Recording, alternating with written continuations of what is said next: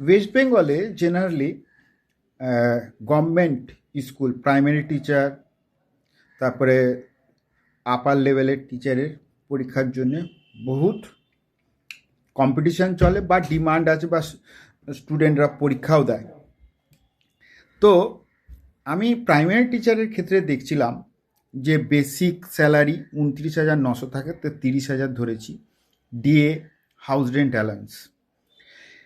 As I am from commerce background, তো tax পার্টটা আমি জানি, এটা স্যালারির আন্ডারে আসে।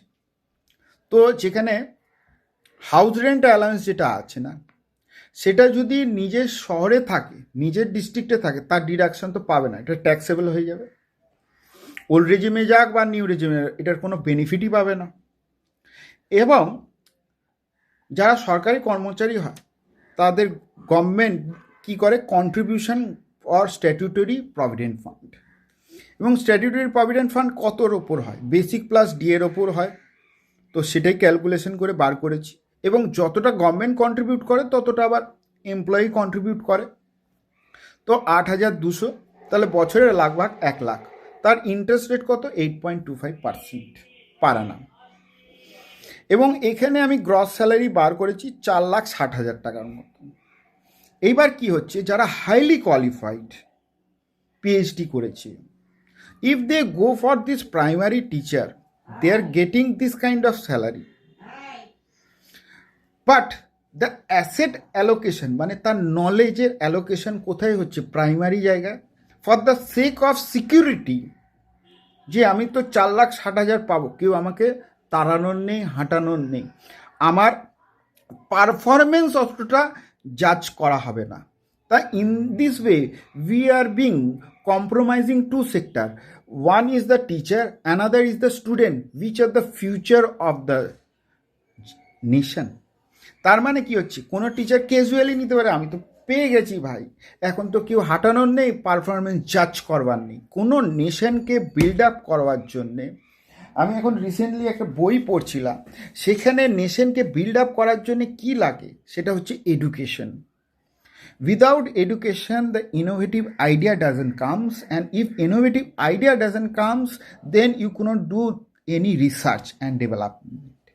এবং এখানে দেখা যাচ্ছে ইকোনমিক পয়েন্ট অফ ভিউ, এটা তো ট্যাক্সের point of view, economic point of view দিয়ে গভর্নমেন্ট স্কুল যেগুলো আছে শহরে দেখাই যায় না, because the parents are not interested to get admitted to their child in government school. কারণটা হচ্ছে, বলছে এটা ফিজিবল না, এটা আমাদের কোনো বেনিফিট আসছে না, আমার ছেলে মেয়ের গ্রোথ হবে না। তার জন্য কি হয়ে যাচ্ছে, প্রাইভেট সেক্টরে চলে যাচ্ছে, এবং এখানে রিক্রুটমেন্ট চালিয়ে যাচ্ছে গভর্নমেন্ট। তাহলে গভর্নমেন্টের বার্ডেন হচ্ছে, কারণটা তার অনুপাতে স্টুডেন্ট আসছে না, ফেসিলিটি আছে, ইনফ্রাস্ট্রাকচার আছে। যেরকম ইফ ইউ চেক 1990, সেই সময় পিএসইউ ব্যাংক 27খানা ছিল, এখন 2020-তে এসে দাঁড়িয়েছে 12খানা। মার্জার অ্যাকুইজিশন, কারণ ওরা এফেক্টিভ লোন প্রোভাইড করছিল না, নন পারফর্মিং অ্যাসেট বাড়ছিল, ব্যাংক লসে যাচ্ছিল, টাকা রিকভারি করতে পারছে না। Same case in case of A school, যদি অ্যাসেট এতটাই বাড়ানো হয়, সেখানে যদি স্টুডেন্টই না আসে, সেখানে টিচারের রিক্রুটমেন্ট করে গভর্নমেন্টের তো খরচা বাড়ছে, এবং তার ফলে কি হয়ে গেল, এখন পিএসইউ ব্যাংক কমে গেছে, মার্জার অ্যাকুইজিশন। তো same thing can happen in future in case of N school. আজকে গভর্নমেন্ট করছে, কালের দিনে গভর্নমেন্ট যদি দেখে এখানে কোনো ফায়দা নেই, ক্যাপিটাল এক্সপেন্ডিচার, রেভিনিউ এক্সপেন্ডিচার করছি, সোসাইটির ডেভেলপমেন্ট হচ্ছে না, মেন জিনিস হচ্ছে সোসাইটি মোটিভ হচ্ছে না, তখন তো government will switch. It has also happened in Air India. Air India loss মেকিংয়ে ছিল, তারপর টাটার সঙ্গে মার্চ করিয়ে দিয়েছে, এবং এই ডিমান্ডটা ক্যাপচার কে করে নিচ্ছে, প্রাইভেট সেক্টর। আরামবাগের মতন জায়গায় যেখানে আগে গভর্নমেন্ট স্কুল ছিল, এখন প্রাইভেট সেক্টর আস্তে আস্তে ঢুকছে, কেননা কি হচ্ছে, ইনফ্রাস্ট্রাকচার ডেভেলপমেন্ট হচ্ছে, রাস্তাঘাট চওড়া হচ্ছে, এবার প্রাইভেট সেক্টররাও যাচ্ছে, তার ফলে ক্যাপচার করে নিচ্ছে এদের মার্কেট, এবং they are left alone. So only on the basis of security of 4,60,000, we have to assume that cannot happen for a prolonged period of time. আর 6 পে 7 পে কমিশন কিসের জন্য করছে, government in future will not take the responsibility of pension.